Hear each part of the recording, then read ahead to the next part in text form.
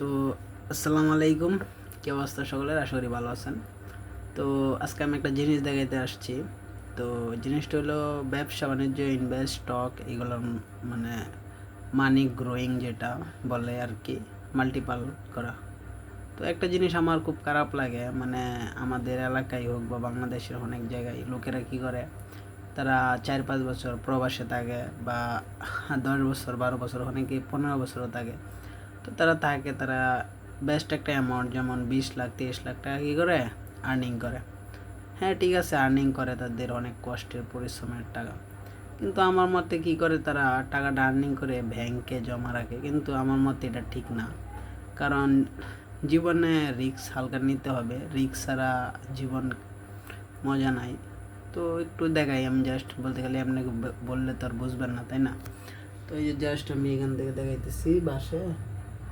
তো পিসের ক্যামেরা যেহেতু নাই, সরি, আইফোন না, তো দেখানো যাবে না। এই যে এইখানে দেখেন, এইখানে এই যে এই জায়গাটার মধ্যে যারা আজকে কয় তারিখ, 5 তারিখ, এই যে 5 সেপ্টেম্বর, যারা মিনিমাম 10 লাখ টাকা মানে $10,000 যারা লাগাইতো আর কি, এই মনে করেন প্রায় কয় দিনে, 7-8 দিনের ব্যবধানে প্রায় এই দেখেন 15% প্রফিট দিয়ে দিছে। মানে আই থিঙ্ক মানে ধরেন উনি 10 লাখ টাকা এখানে মানে ইনভেস্ট করতো, তাইলে ওনার 8-10 দিনের ভিতরেই প্রায় আনুমানিক 1,20,30,000 টাকা আর্নিং হইতো আর কি। তো শুধু এটার ক্ষেত্রে না, বর্তমান যুগে প্রত্যেকটা ক্রিপ্টোর মধ্যে সঠিকভাবে ইনভেস্ট করতে পারলে অনেক অ্যামাউন্ট, বিগ অ্যামাউন্টের প্রফিট। অনেকে দেখছি যে তারা কী করতেছে, মানে ব্যাংকে জমা রাখতেছে টাকাগুলা, কষ্টের টাকা, ঠিক আছে, বাট একটু একটু তো রিস্ক নেওয়াই যেতে পারে। যেমন আপনার কাছে যদি 30 লাখ টাকা থাকে, তাইলে আপনি 10 লাখ টাকা রিস্ক নিতে পারবেন না। ভাবলেন 10 লাখ টাকা হারাই গেল, বাট রিস্ক তো হালকা নিলেন। এমন আছে আপনার 10 লাখ টাকা আপনার 30 লাখের থেকে আরও 4-5 গুণ বেশিও দিতে পারে আর্নিং করে, যেটা আপনি জাস্ট কাজ করতেছেন না, জাস্ট ইনভেস্টের মাধ্যমে করছেন। কিন্তু অনেকে ব্যাংকের আগে ব্যাংকে 1-2% দেয়, বছরে 3% দেয় আই থিঙ্ক।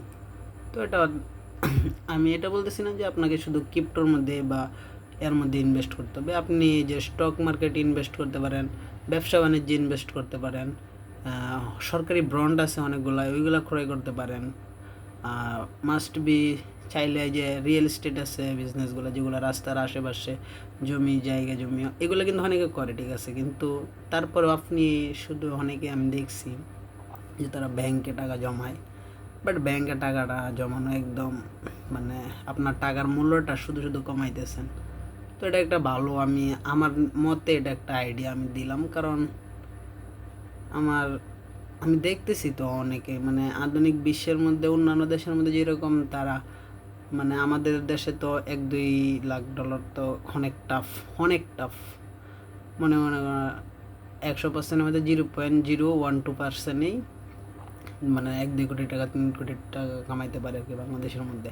তো তারা যারা কামাইতে, বাট ওরা কী করে দেখেন গা, ইনভেস্ট করে ওই 1-2 কোটির এই 10-12 কোটি বানাইতে পারে।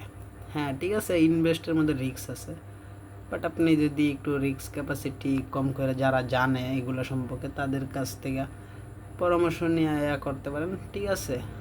আর রিস্ক ছাড়া কিছু হয় না, বুঝতে পারছেন? যেহেতু আমার টাকা নাই, তার জন্য আমি জ্ঞানটা দিতেছি। আমার টাকা হইলে হয়তো আমি অন্য কোনো কিছু করতাম, বাট আমার বাট কী আর বলবো, মানে আমার মানে এটা আমি মানে প্রত্যেকটা বর্তমানে 2025 চলতেছে, 2020-এর পর থেকে যারা ক্রিপ্টোর মধ্যে ভালো বুঝে শুনে ইনভেস্ট করছে, আমার জানা মতন এমন কোনো লোক নাই যে সে লসে আছে। 2020 সাল থেকে এমন একটা লোক নাই যে লসে আছে, মানে ইনভেস্ট। আবার ট্রেডিংয়ের কথা বলতেছি না, আমি ট্রেডিং করে তো আমি নিজে হুগা মারা গেছি, এটা তো আমি জানি, কিন্তু ইনভেস্টের কথা বলতেছি। আর একটা বইয়ের মধ্যে লেখা ছিল, কি জানি নামটা ছিল, লেখকের মনে নাই, but if you are rich then you are invest in মানি।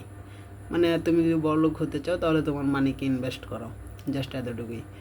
তো একটা সস্তা মোটিভেশন দিলাম আর কি ছোটো ভাই হিসেবে। তো টাকাগুলো ব্যাংকে ট্যাঙ্কে রাখেন না, ইনভেস্ট করেন, ব্যবসা বাণিজ্য করেন, বা আপনার কম টাকা আছে ওইটা মানে ব্যবসা বাণিজ্য ইনভেস্ট করেন, বাট জায়গা জমি ক্রয় করতে পারেন, ওইটার মধ্যে হালকা বেনিফিট আসে। বাট একবারে যে মানে ব্যাংকে পালায় রাখলেন বা কোনো একটা কিছু নাইনি কামে লাভ নাই, বুঝছেন?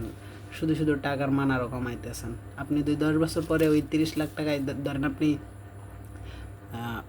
আপনি ধরেন 20 লাখ টাকা ব্যাংকে রাখছেন, ঠিক আছে? তো 20 লাখ টাকা 10 বছরের জন্য ব্যাংকে রাখছেন। আপনি যদি ওই 20 লাখ টাকা 10 বছর পরে ব্যাংক থেকে তুললেন, তাহলে আপনার সর্বোচ্চ টাকা দিবে আই থিঙ্ক 30 থেকে 40 লাখ ধরেন টাকা দিল ব্যাংক সর্বোচ্চ, বা 50 লাখে দিল। কিন্তু আপনি যদি ওই 20 লাখ টাকা মানে একটা ইনভেস্ট করেন, যেমন আমার মতে আর কি, আপনার এক তো ওই 10 বছরে মিনিমাম আপনার কম হইলেও 10-15 কোটি টাকা হইব, তো সুন্দরভাবে ইনভেস্ট করতে পারেন আর কি, রিক্স লইয়া। এটা আই থিঙ্ক 10টা বছর, একটা দিন কিন্তু অনেক দিন, বুঝছেন মানটা? তো এরকম আর কি, এত টাকা না হইলেও 1-1.5 কোটি তো কামানো সম্ভবই 20 লাখ টাকা দিয়ে 10 বছরে। যেমনি হোক ইনভেস্ট করে 1-1.5 কোটি 2 কোটি টাকা কামানো ইজি, একদম ইজি। তো তো এটাই বলতে চাইতেছি, টাকাগুলো ইনভেস্ট করেন, ব্যাংকে রাখেন না, ব্যাংকে রাখেন না। থ্যাংক ইউ, সবাই ভালো থাকেন, সুস্থ থাকেন, বাই বাই।